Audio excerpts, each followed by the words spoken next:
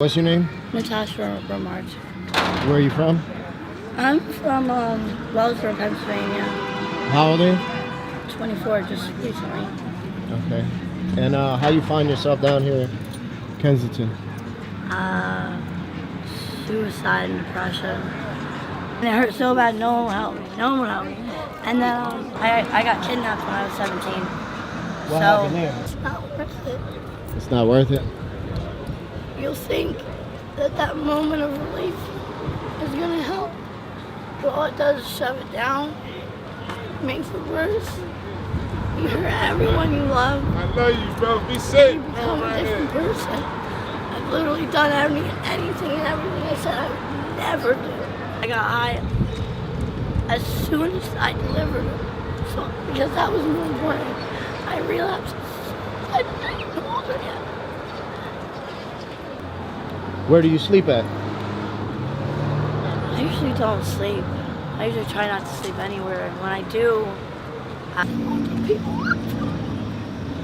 It's a team. Nobody wants to talk to me. Nobody likes me here. I'm literally all alone in Philadelphia. In your face, I see you got a mark on your side. I got beat up and then I don't know what happened. I thought if I did meth, I would not need dope.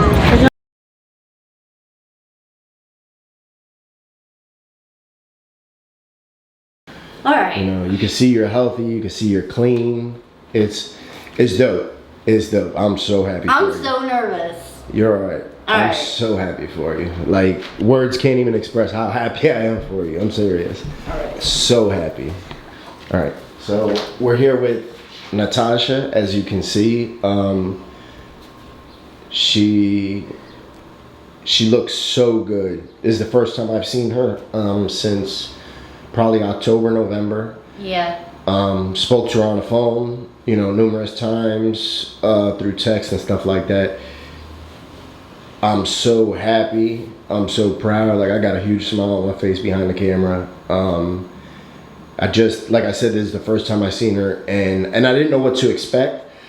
You know, seeing you, and you can look at you and see how good you're doing.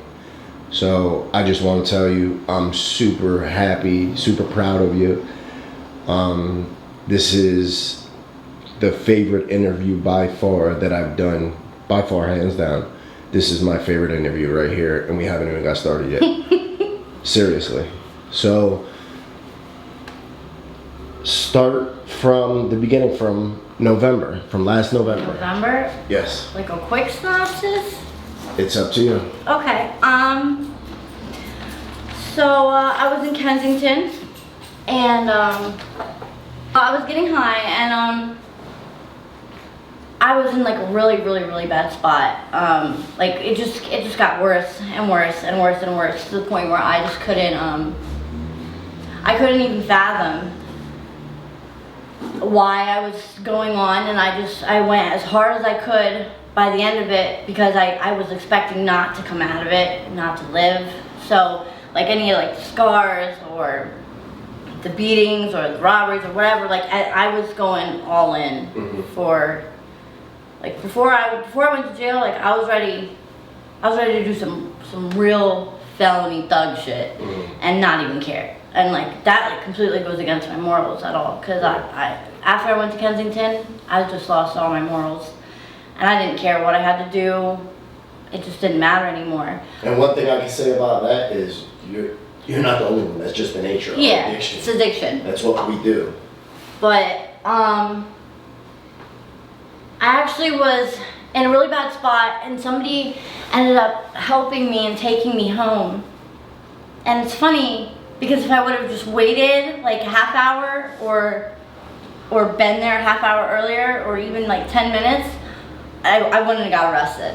Okay. So when I came home, and home being my dad's house that passed away in Philly, I went back there, and I walked in the door, and there was 2 bounty hunters standing there talking to my roommate, and I like opened the door, and I was like, oh shit, and they're like, don't even, and I already I already knew I couldn't get away.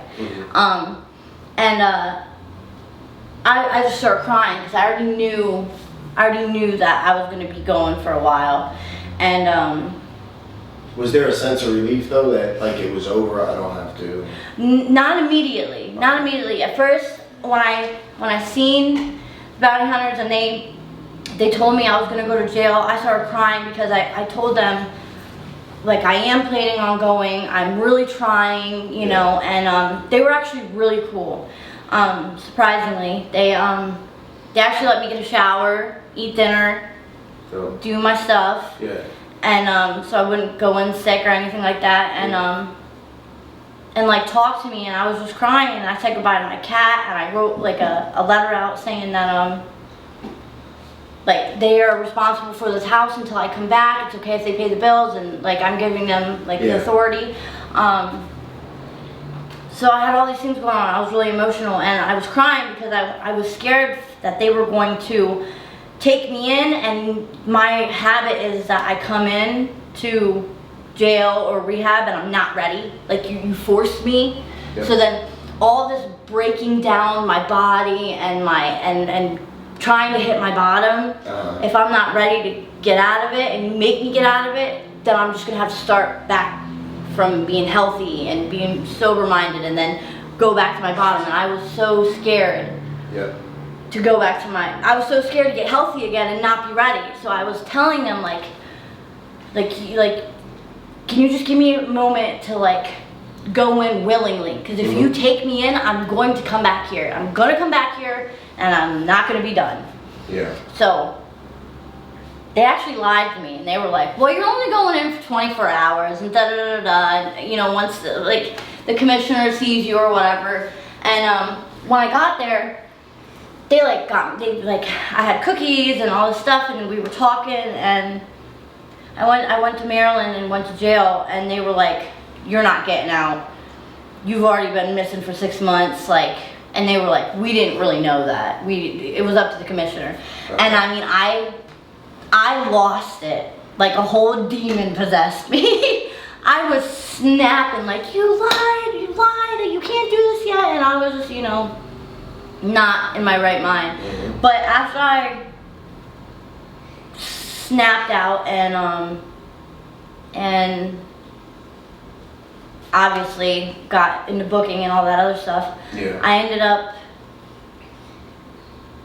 just being like, where can I just go to my cell? Can I just go to my cell? Can I just go to bed? And it was a really long process. Maryland's really harder, but it was freezing. I was sitting there. Fentanyl doesn't work that long, so like within a couple hours, I was already detoxing. And they ended up giving me a methadone detox, and I thought that was great until halfway through the detox. It's funny, the fentanyl detox I didn't really feel because of the methadone, but coming off the methadone was really bad. Because my body was aching constantly and I was sweating profusely, and this was like 14 days after I was in jail. I had a hearing for a bail review, and I was so sick I wouldn't even get out of my cell because they waited a while to make sure I didn't have, to give me the methadone. So when I went to my bail review, the only thing I was thinking was that, honestly, the only thing I was thinking when I went to my bail review is that, one, I'm in Maryland, I have no way to get home, I know what I'm gonna have to do, I'm gonna get high, I'm not ready. So I went there and I didn't try to look good or anything, I just looked at them and I was like, over the video camera thing, and I was like, I'm denying my bail review. And they're like, you can't deny it. So when I talked to the lady, I was like, I don't want to get out. You can't let me out right now, because if you let me out right now, I am so sick, I'm going to die. Like, I'm not going to be able to move. There's no way I'm going to make it back. And so she told the judge that and stuff, and they said that I would stay in jail. And through that process in Maryland, which was like November to December, I like just decided that I was really emotional. All my emotions were coming back. I kind of just got really into like the God, my higher power, which is normally when you go to jail, usually. But it really scared me because my plan was like, okay, I'm gonna kill myself. Like, there's no way I'm coming out of this looking like this. Like, I wasn't supposed to make it. Like, and I'm not doing it in jail because I want to do it the way I want to do it. And then I was reading like the Bible and like talking to the nun girl, and they were telling me like about my dad and how like whether I believe in heaven or not, like you're gonna take that risk of not going, and that scared me really bad. Whether or not people believe in heaven or not, it still was a fear of mine because I wanted to reunite with my dad. That was the point of me like committing suicide and giving up. So I was trying to just be strong enough. So I threw myself into learning about like heaven and purgatory and whatever, and I really tried to reach out, and I ended up seeing a psychiatrist there, and like telling them I'm not drug seeking. I'm gonna tell you what my life is.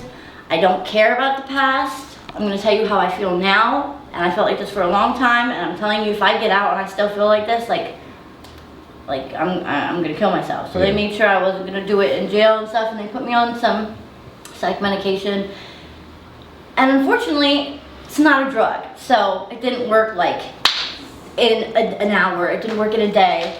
So like I had to fight through those feelings and talk to people, and like call my family and really process it and journal and stuff like that. And I had like no commissary. I didn't get money. The food sucked. It was horrible. It was absolutely horrible. But I was so okay. I was so okay. And nobody really understood that.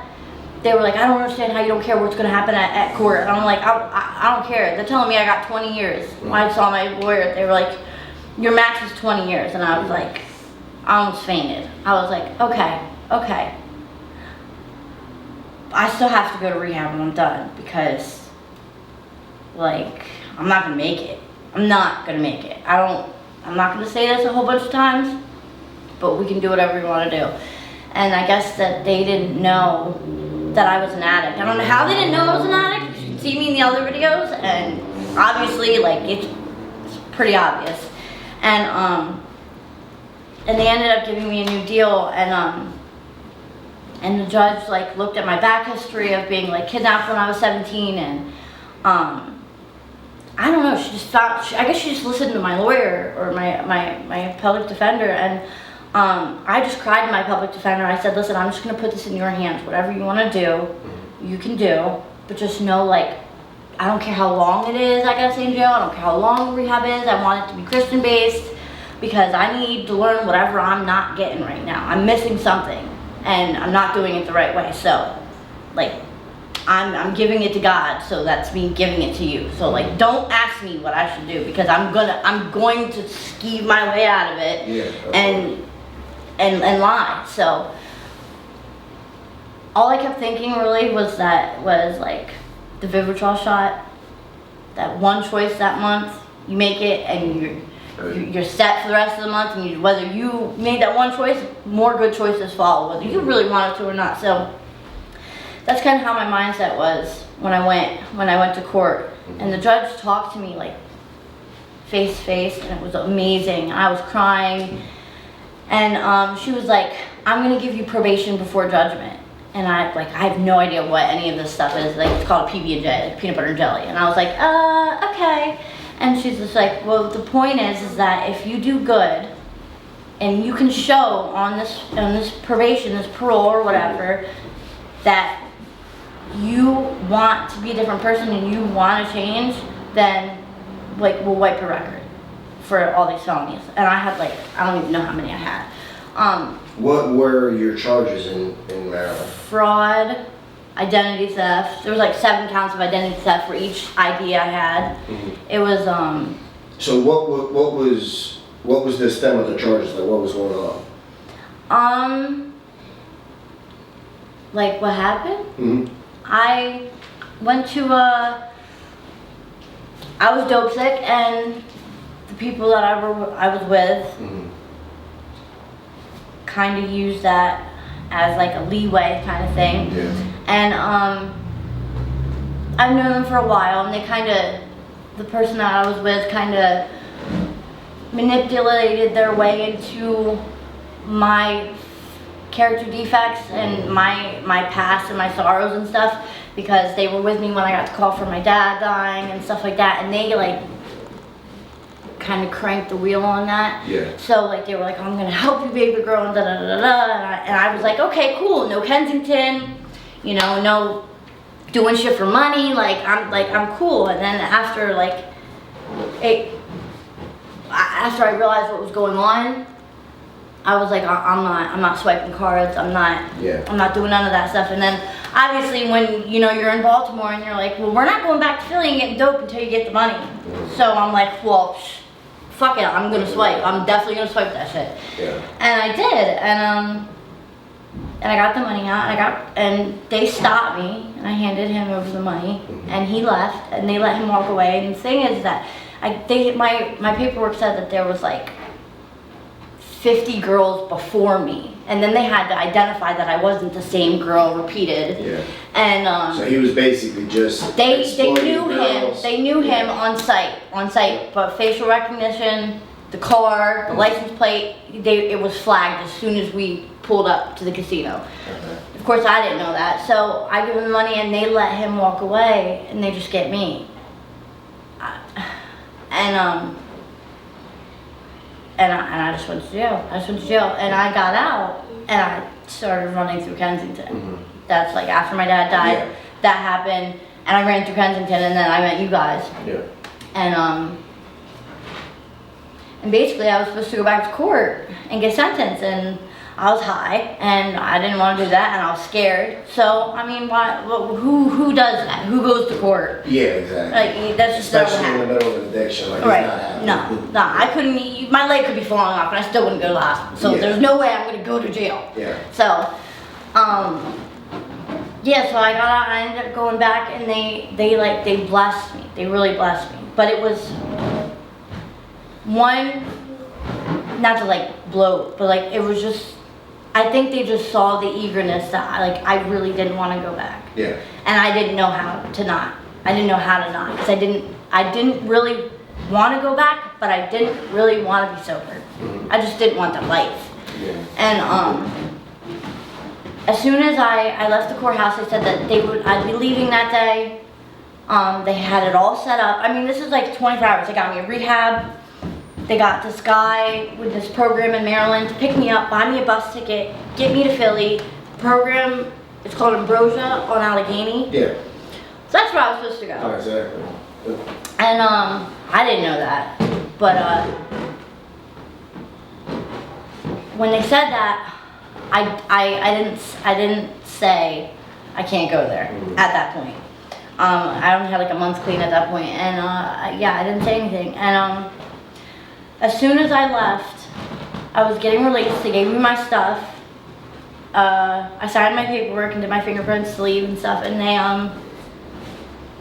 as soon as I was definitely out, I was like, well, and the wheels started turning, and I was like, maybe he can get me the bus ticket, yeah, and then I'll be back in Philly, and I have those nicotine patches in my drawer at home, and I can go pawn them at the pawn shop, and like just things just started rolling, and I'm like, and it won't count if I get high and then they drug test me and I'll fail because I didn't technically start probation yet, and just justifying, which is all bullshit.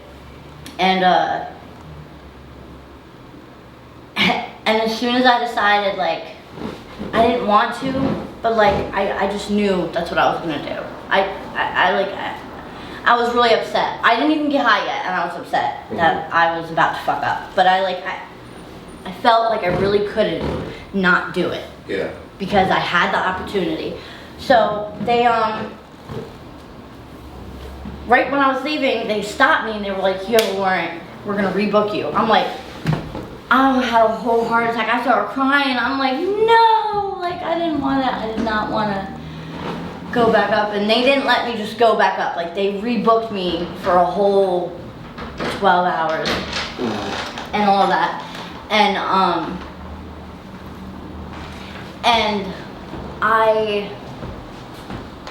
once I was like booked in, I was so relieved because I felt like before I left, I was like I kind of like gave it to God and was like, you know what I don't know, because I thought I was gonna get out and be fine, and obviously I wasn't. Yeah. So I just was like thankful and just went to sleep, like in the booking process and everything. Like I just went to bed. Yeah. And Yeah, exactly. and